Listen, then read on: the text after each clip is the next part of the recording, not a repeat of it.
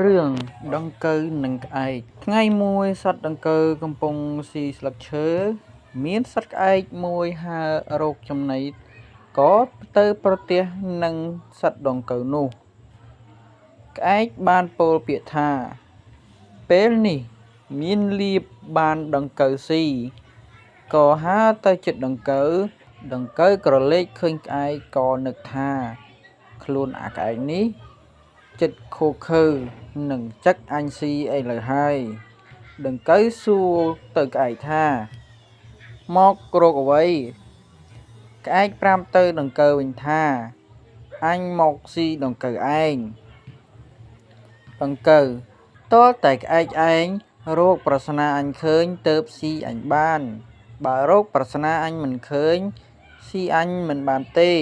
ក្អែកសួរថាប្រស្នាដង្កូវឯងយ៉ាងដូចម្ដេចសួរមកចុះអញនឹងរកឲ្យឃើញដង្កូវសួរទៅក្អែកដូចម្ដេចដែលហៅថាផ្អែមជាងគេបំផុតដូចម្ដេចដែលហៅថា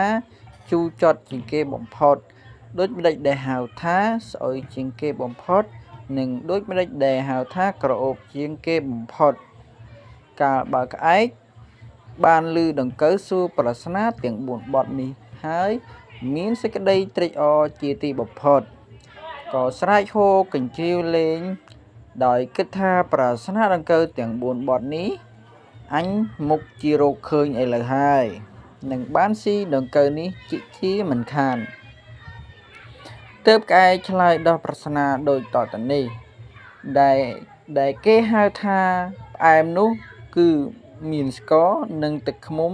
ផ្អែមជាងអ្វីទាំងពួងដែលគេហៅថាជូរចត់នោះគឺមានម្ជូរក្រូចឆ្មាអំពិលម្ជូរសណ្តាន់ម្ជូរក្រសាំងនិងទឹកខ្មេះដែលគេហៅថាស្អុយជាងគេនោះគឺអាចនឹងកំងសត្វទាំងពួងដែលគេហៅថាក្រអូបជាងគេនោះគឺផ្ការំដួលផ្កាម្លិះនិងទឹកអប់ក្អែកបានដោះប្រស្នាទាំង4បទនេះប្រាប់ទៅដង្កូវថាក្អែកដោះប្រស្នានេះមិនត្រូវទេ